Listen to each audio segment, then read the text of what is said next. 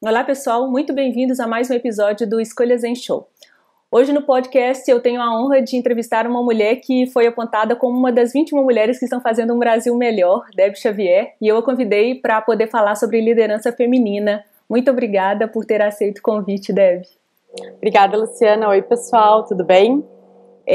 Bom, eu venho acompanhando a Debbie à distância há mais ou menos uns 2 anos e a cada nova aventura dela eu me sinto mais instigada a sonhar maior e a correr atrás dos meus sonhos e objetivos profissionais. E é por isso que eu convidei ela para poder falar aqui no show. Bom, Debbie, para a gente começar, a minha grande curiosidade é saber onde e quando nasce essa Debbie, força da natureza, super realizadora, que de fato faz acontecer. Olha, é difícil precisar um momento específico, assim, eu acho que sempre foi muito da minha personalidade. Hoje eu encontro alguns ex-colegas de colégio, ex-colegas da faculdade, e o pessoal fala assim, nossa, lá naquela época tu já fazia isso, já fazia aquilo, e eu acho que nunca me dei conta, assim, que eu sempre tive um perfil bastante realizador, assim, de botar a mão na massa, enfim, de agitar as coisas. Uhum. Mas eu diria que especificamente a Debbie que faz isso profissionalmente aconteceu depois de eu ter passado um tempo em Nova York. Não que eu ache que necessariamente precisamos passar um tempo fora do Brasil, mas no meu caso foi um ano de revisão de escolhas profissionais. Eu estava trocando de curso, estava trocando arquitetura por relações internacionais. Uhum. Eu estava me redescobrindo. Eu fui para um país que tem uma política, uma vida profissional bem diferente, enfim, todos os valores profissionais bem diferentes do Brasil. E lá eu trabalhei em alguns lugares e, enfim, podia aprender bastante. Então eu voltei para cá com muita vontade enfim, de trazer aquilo, sendo que aquilo não era muito bem definido o que era, mas enfim, queria ter aquela sensação aqui no Brasil. Uhum. E nisso trabalhava com um amigo, comecei a empreender, e eu acho que o que me traz muita força hoje, o que me empurra bastante para frente, é estar atuando numa coisa que eu gosto, uma coisa que eu gosto muito, numa coisa que tem um impacto, numa coisa que eu busco estar sempre me destacando, busco sempre ler, estar atualizada, estar por dentro do que está acontecendo. Então eu acho que é uma área bastante desafiadora, uma área que tem impacto, e eu vejo os resultados disso. Eu acho que isso faz uma diferença enorme também. Eu não sou muito da apologia do faça o que você ama, assim, porque eu sei que não é tão simples quanto parece, mas no meu caso específico eu faço o que eu amo. Não é tão simples, tive uma dificuldade grande de estruturar isso num modelo de negócios, porque às vezes o que a gente ama não é o que o mercado quer, né? Sim. Daí não é tão simples assim. Mas eu diria que foi parte do meu perfil tem a ver com ter encontrado uma coisa que eu gosto, que eu me sinto desafiada. Uhum. E por conta do seu trabalho, você tem frequentado as mesas, os palcos, os salões com algumas das mulheres mais inspiradoras e realizadoras do mundo, né? Mulheres que estão fazendo a diferença em escala global mesmo. Quais têm sido os maiores aprendizados que você tem tirado desses encontros? Olha, lidando com a questão da mulher, especificamente da vida profissional, a gente vive tem uma forte influência geracional, né? Tipo, as questões que a minha geração de mulheres enfrenta são diferentes das questões que a geração de mulheres pioneiras enfrentaram ou que a geração da minha filha vai enfrentar. No geral, quando eu participo desses painéis, eu tendo a ser se não a mais nova, uma das mais novas, a não ser, obviamente, painéis que focam especificamente em juventude. E para mim é bem importante, assim, primeiro porque eu tinha uma impressão de uma revolução forte, né, que está acontecendo agora em termos de mulher e mercado de trabalho. Mas a partir do momento que tu começa a conviver com essas mulheres, tu vê que, na verdade, não é que a gente está numa revolução, né, a gente está é um processo, e esse processo foi iniciado por muitas delas. Uhum. Então, aprendo muito vendo as dificuldades e, enfim, os desafios que essas mulheres enfrentaram. Aprendo muito vendo como que elas fizeram para superar esses desafios. Eu acho que essa troca com mulheres de diferentes gerações, claro, também com mulheres que têm uma história profissional incrível, independente da questão etária, faz com que eu aprenda muito. Eu digo que eu sou muito fruto, assim, do meu trabalho e da minha percepção de mulher e mercado de trabalho. Tem a ver com a minha mãe, né, tem a ver com, tenho uma mãe que trabalhou desde cedo, tenho uma mãe bem pioneira, assim, e uma avó também que trabalhava, então, assim, isso, obviamente, tu traz isso pra vida, né, são os exemplos que tu tem. Sim. Então, eu diria que uma das principais vantagens de estar em eventos assim é, na verdade, conseguir entender esse cenário da mulher no mundo profissional prévio ao cenário de hoje, né? Isso faz com que eu tenha um entendimento, assim, do processo muito melhor. Uhum. E, bom, eu trouxe aqui para poder falar já, foi o primeiro episódio do Escolhas em Show, a Nana Queiroz, que é a diretora executiva da revista Asmina, né, que é uma revista para todas as mulheres, é uma revista feminista. E ela falou aqui sobre a importância das mulheres se unirem para progredir enquanto grupo, né, para avançar nesse tema da questão de gênero. Eu gostaria que você falasse, especialmente como parceira do Leaning, que é esse movimento criado pela Sheryl Sandberg, né, que é essa chefe de operações do Facebook, que é essa liderança feminina à frente do Facebook, para poder empoderar mulheres, e qual que é o papel dessas redes de mulheres quando a gente fala de despertar e inspirar lideranças femininas. A minha parceria com o Leaning vai fazer, aliás, fez 3 anos, então nós somos os primeiros parceiros dela no Brasil. Por muito tempo fomos os únicos parceiros, na verdade fomos na primeira leva de 100 parceiros do mundo até, tanto que no primeiro evento deles para parceiros eu fui convidada, eu tive a oportunidade de conhecer a Sheryl. Uhum. Eu concordo com o que a Nana falou a respeito da importância dessa união, assim, eu digo, né, a união faz a força, ou juntas somos mais fortes. Eu acho que alguns assuntos eles têm que ser tratados a partir da esfera social, muito mais a partir de uma análise individual, né, e quando a gente fala da questão de mulher na vida profissional, óbvio que a minha vida tem as suas particularidades, a tua também, mas existe uma série de características e desafios que são, na verdade, comuns a nós mulheres e que estão diretamente relacionados ao nosso gênero e ao fato de nós sermos mulheres e, obviamente, também à construção histórico-social do nosso papel na sociedade. Uhum. Então, assim, ter essa visão coletiva, ter essa visão que vai para muito além do meu umbigo é muito importante. Antes de eu atuar com o jogo de damas, eu não sentia na pele muitas das coisas que eu falo, muitas das coisas que eu sei que a mulher enfrenta, mas tem a ver muito com uma questão de personalidade minha, muito mais do que, enfim, com o fato disso não acontecer de fato. E entender isso, entender até que ponto eu tô lidando com as coisas de um ponto de vista individual, até que ponto eu tô lidando com as coisas do ponto de vista coletivo, é muito importante. Por isso que essa união faz a diferença, primeiro que a gente ganha voz, né, quanto maior a voz, maior o eco, e segundo porque a gente consegue trazer outras perspectivas, outros pontos de vista, e faz com que a gente entenda melhor a questão da mulher. Claro, isso para todas as áreas, não só para mulher no mercado de trabalho.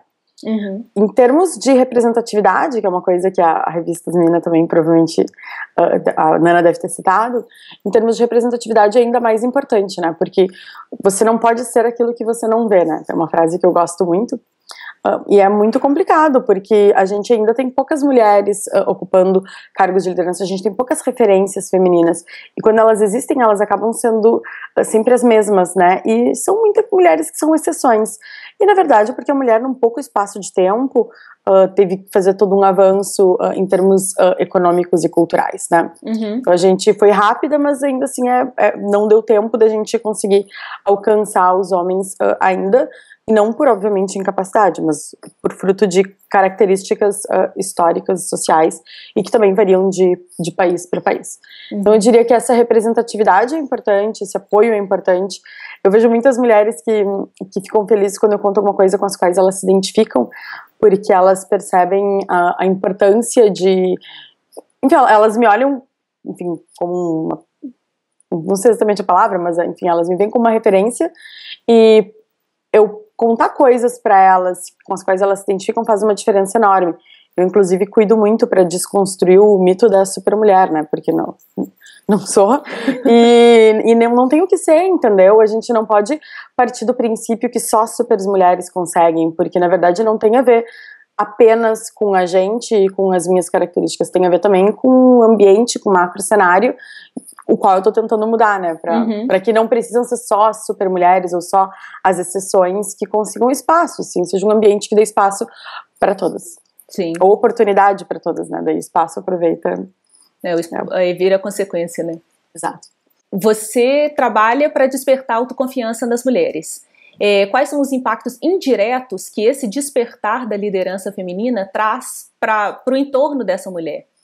Tá, bom, primeiro tem uma questão forte de exemplo, né, para a filha e para o filho, né, então isso, essa mulher ocupar espaços, isso é importante porque ela, não é só a vida dela, né, a vida de todo mundo que tem essa mulher como exemplo, então tu tem um efeito em escala, né, tu acaba impactando outras pessoas. A liderança feminina especificamente, e quando essa liderança está vinculada à vida profissional e vinculada a aumento de rendimentos, geração de renda, isso faz, na verdade, com que essa mulher vai investir na educação e na saúde dos seus filhos. Então a gente tem um impacto social muito grande. Não é à toa que o governo, não só o brasileiro, mas que governos como um todo, na hora de definir repasses de programas sociais, esses repasses vão para as mãos das mulheres, sabendo que essa mulher vai garantir que esse repasse seja de fato utilizado para a família e para os fins para os quais ele foi planejado. Eu diria que tem uma importância bastante grande na mudança enfim, da cultura como um todo, né?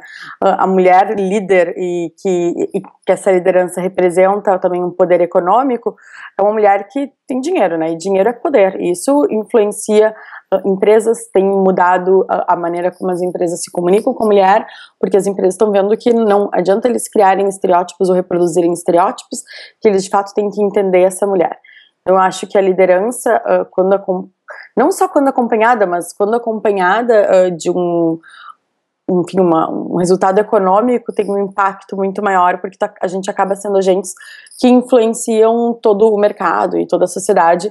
Obviamente, isso faz uma diferença enorme. A gente está tendo também uma mudança grande ultimamente, na verdade uma mudança grande não, o início de uma mudança que será grande, nas relações, né, entre homens e mulheres, e isso está vinculado desde o fato de nós sermos hoje maioria no ensino superior e pós-graduação, porque, né, na hora que as mulheres saem da universidade, saem dessas instituições de ensino e vão buscar um companheiro, essa mulher se depara com poucas opções no mesmo nível técnico, enfim, no mesmo nível educacional. E então as mulheres hoje têm uma probabilidade maior de ter uma renda maior que a masculina no futuro. Isso vai mudar a dinâmica dos relacionamentos, né? Eu digo brincando, são eles que vão casar com a gente por dinheiro. Mas isso, na verdade, coloca em xeque o papel do homem, coloca em xeque o papel, obviamente, não que seja o papel específico, mas o papel que tradicionalmente homens e mulheres vêm exercendo. Isso muda toda a dinâmica familiar.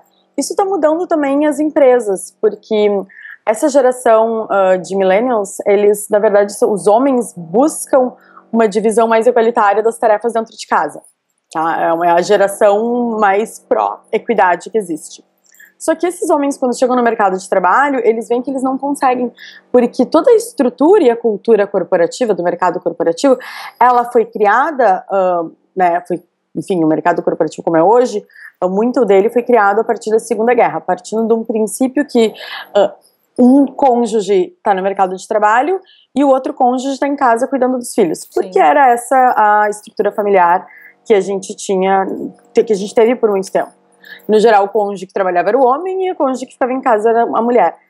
Só que a relação dentro de casa mudou, mas o mercado corporativo ainda não mudou, não acompanhou essa mudança. Por isso que mesmo homens que querem uma divisão mais igual do trabalho, eles às vezes acabam tendo que voltar para os papéis mais tradicionais, porque eles não encontram um apoio dentro das corporações para conseguir estabelecer esse ritmo de vida.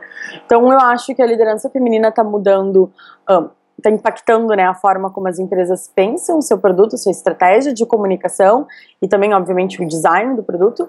Está mudando porque as empresas buscam ter um papel social maior. Está mudando também governos, porque os governos estão vendo a importância socioeconômica da mulher, não só para programas sociais, mas também porque essa mulher é importante, porque somos nós que garantimos a reprodução da sociedade, né? E se a gente não tem condições de nos reproduzirmos, termos filhos e garantir ao mesmo tempo subsistência econômica, a gente vai ter o que a gente está tendo, né? Uma queda nas taxas de natalidade, porque é difícil conciliar, né? E acaba sobrando para nós, e isso, queda na taxa de natalidade, obviamente, impacta a economia. Então, eu diria que essa liderança está mudando todos os setores, inclusive dentro de casa, as relações homens e mulheres. Você falou muito aí também do exemplo, né, da importância do exemplo, quando a gente fala de liderança feminina, do tanto que isso é relevante para as próximas gerações, né, de meninas que precisam ter em quem se espelhar. Meninas e meninos, obviamente, mas mais das meninas. Quais são as mensagens que nós recebemos, que você acha que nós não deveríamos passar adiante, nós enquanto mulheres? Olha, eu tô pensando que eu fui muito bem educada nesse aspecto, assim, eu fui criada para não depender de homem, no sentido de buscar a minha própria independência financeira. Então, assim, pai e mãe, muito obrigada por terem ajudado a ser quem eu sou hoje, que ainda estou em evolução, obviamente, mas fico feliz com a educação que eu recebi.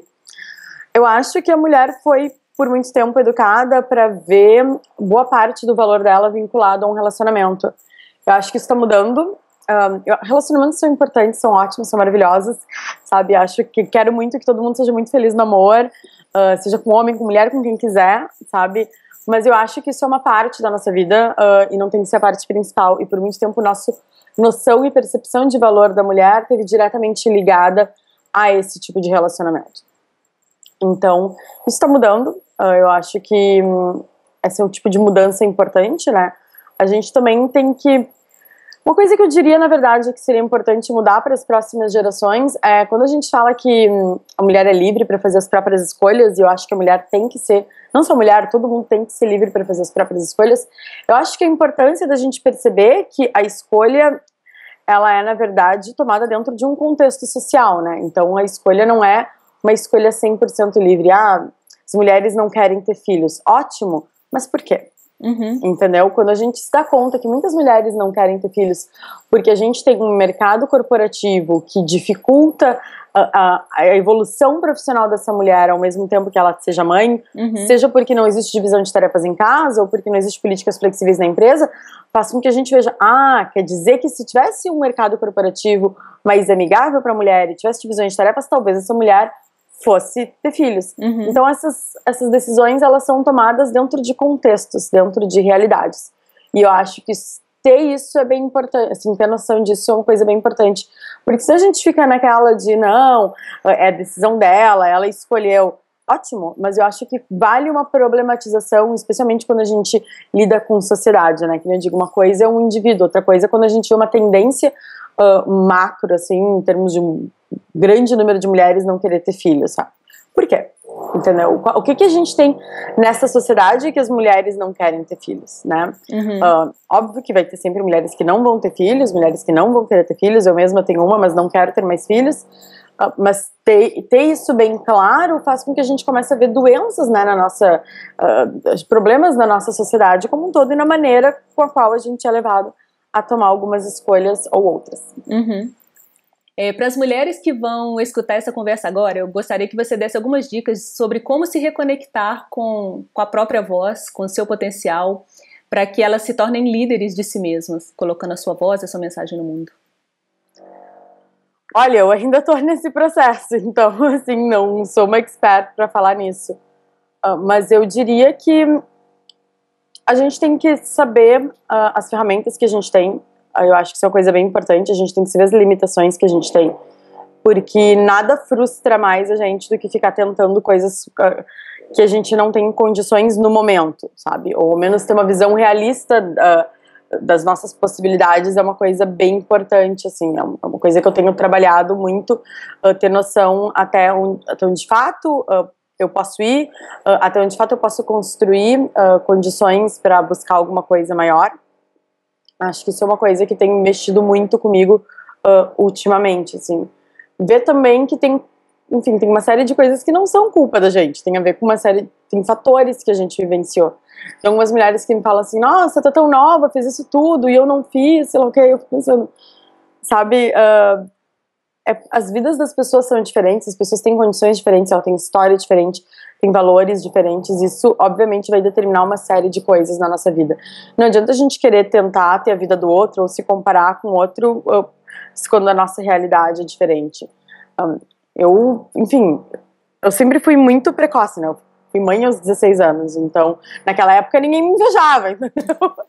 Mas eu acho que essa trajetória que eu tive, que tem altos e baixos, fez com que eu chegasse onde eu cheguei hoje e também aproveitar as coisas. A gente tem que saber que muito depende da gente, mas que nem tudo depende da gente. E isso é importante para diminuir culpa, sabe? Para diminuir a cobrança com a gente mesmo. Obviamente não impede da gente querer sempre melhor e tentar sempre além, mas acho que é importante diminuir essa carga de culpa e cobrança que a gente tem com a gente mesmo.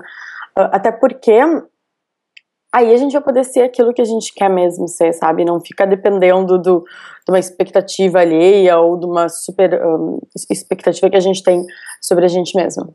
Eu acho que o autoconhecimento é a chave para muitas dessas questões, né? Conhecer suas forças, saber seus limites. Sabe que eu sempre li muito sobre autoconhecimento e eu lembro, cara, como assim autoconhecimento, entendeu? E era uma coisa que pra mim parecia papo de autoajuda, sabe?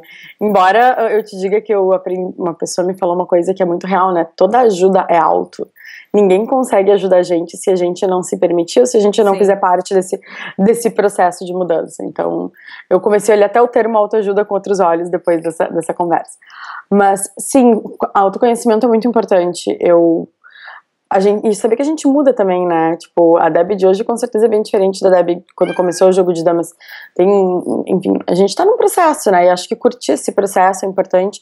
Saber que é um processo é uma coisa importante. Não adianta a gente querer pular etapas. Outro dia eu escrevi isso no meu Facebook, falando que às vezes a gente pula etapas e quando a gente olha, a gente, tipo, sabe, tem que construir os degraus da escada, senão a gente cai, né? Porque a gente pulou etapas muito grandes.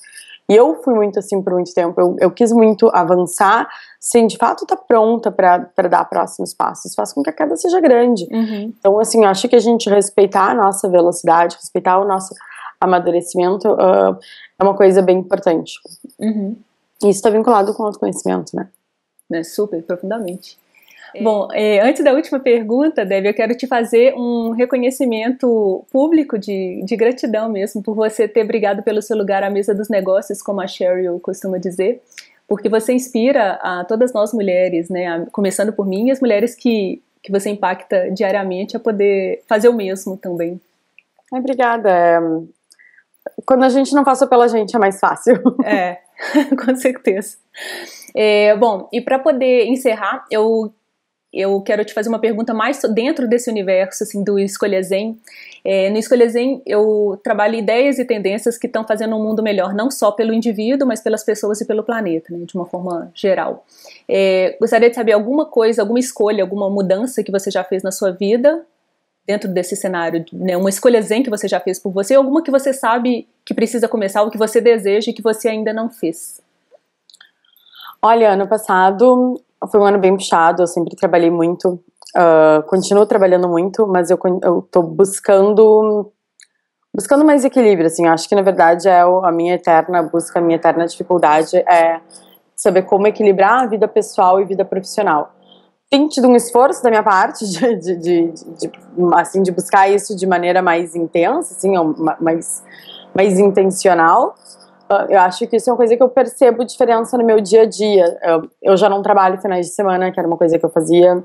E não culto a ser workaholic, ou não culto louco ao trabalho, mas por uma culpa mesmo de achar que precisava, de pensar que eu tava perdendo tempo, de entender que às vezes, eu tô em Porto Alegre, então aqui as coisas demoram mais pra acontecer do que acontece em São Paulo, então eu tenho que compensar de outras maneiras.